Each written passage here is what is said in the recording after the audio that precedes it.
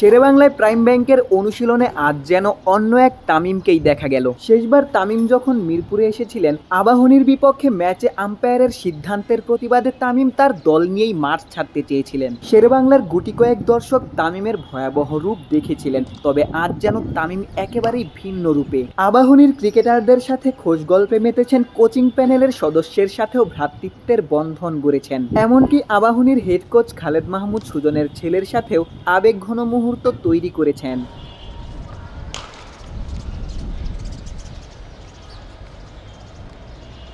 বুধবার তামিম যখন প্রাইম ব্যাংকের অনুশীলনে এসেছেন ততক্ষণে প্রাইম ব্যাংকের ক্রিকেটাররা অনুশীলন শুরু করে দিয়েছেন। পাশেই আবাহনীর ক্রিকেটাররাও অনুশীলন করছিলেন। তামিমকে দেখেই খালেদ, সাইফুদ্দিনরা এগিয়ে এলেন। এই দুজনই এবার তামিমের দল ফরচুন বরিশালেই খেলেছিলেন। গেল 2 মাসে সাইফুদ্দিনের সাথে তামিমের রসায়নটাও জমেছে বেশ। বিপিএল চলাকালীন তামিম সাইফুদ্দিনকে নিজের ব্যাট গিফট করেছিলেন। সাইফুদ্দিনের ডাকেই তামিম ফেনীতে বাণিজ্যিক কাজে অংশ নিয়েছিলেন।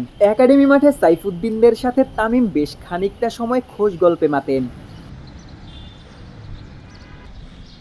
প্রাইম ব্যাংকের হয়ে এদিন তামিম অনুশীলনই করেননি। আগের ম্যাচেই জাকির হাসানের কাঁধে ক্যাপ্টেন্সি ছেড়ে দিয়েছেন। জাকিরকে নিয়েই সালাউদ্দিন নানা পরিকল্পনা সাজিয়েছেন। গেল সোমবার বাংলাদেশ ক্যাপ্টেন নাজমুল হোসেন শান্তর সাথে তামিম লম্বা সময় আলোচনা করেছেন। এরপর থেকেই তামিমের আন্তর্জাতিক ক্রিকেটে ফেরা নিয়ে নানা গুঞ্জন ছড়িয়ে পড়ে। এ নিয়ে ক্রিকেট অপারেশনস চেয়ারম্যান জালাল ইউনুসকে প্রশ্ন করা হলে তিনি কি বলছেন?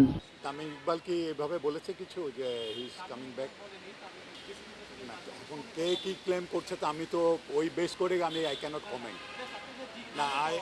আমাদের সাথে এরকম কোনো কথাই নেই। ডেফিনেটলি তামিম ইকবালের সাথে আমার সাথে সিরাজ ভাইয়ের সাথে মাননীয় বোর্ড প্রেসিডেন্ট আমাদের অ্যাসাইন করেছিল তার সাথে আলাপ করার জন্য। আমরা তার ক্রিকেট প্ল্যান নিয়ে আলাপ করেছি। একটা জায়গায় এসে আমরা আলাপ আলোচনাটা শেষ করেছি। আর এটা আমাদের কথা ছিল আমরা মাননীয় বোর্ড প্রেসিডেন্ট ওনার কাছে আমাদের এই মিটিংয়ের আউটকামটা ওনাকে জানাবো, আমরা জানিয়েছি। এবং এখানে তামিম ইকবাল নিশ্চয়ই তার কোনো ক্রিকেট প্ল্যান নিয়ে আমাদের সাথে আলাপ করেছে। কী আলাপ করেছে এটা তো এখন আমি আপনাদের বলতে পারছি না। তো আমি একটু বলে নিই, তো এই জিনিসটা তামিম ইকবাল এবং আমাদের বোর্ড সভাপতি ওনাদের দুজনের মধ্যে আলাপ আলোচনার পরে আপনারা জানতে পারবেন যে আলটিমেটলি তামিম ইকবালের ক্রিকেট প্ল্যান কী। আন্তর্জাতিক ক্রিকেটে ফেরা নিয়ে তামিম কি পরিকল্পনা করছেন কে জানে, তবে এই মুহূর্তে তামিম দারুণ ছন্দে রয়েছেন। বিপিএল এর পর ডিপিএলও ধারাবাহিক পারফর্ম করছেন। শেরেবাংলায় এমন প্রফুল্ল তামিমকে দেখে বলাই যায় ক্যারিয়ারের ক্রান্তি লগ্নে এসেও তামিম ক্রিকেটটা বেশ উপভোগ করছেন। শেরেবাংলা জাতীয় ক্রিকেট স্টেডিয়াম থেকে ক্যামেরায় আমিনুল ইসলাম সুজনের সঙ্গে গোলাম সারোয়ার, ক্রিকেট 97।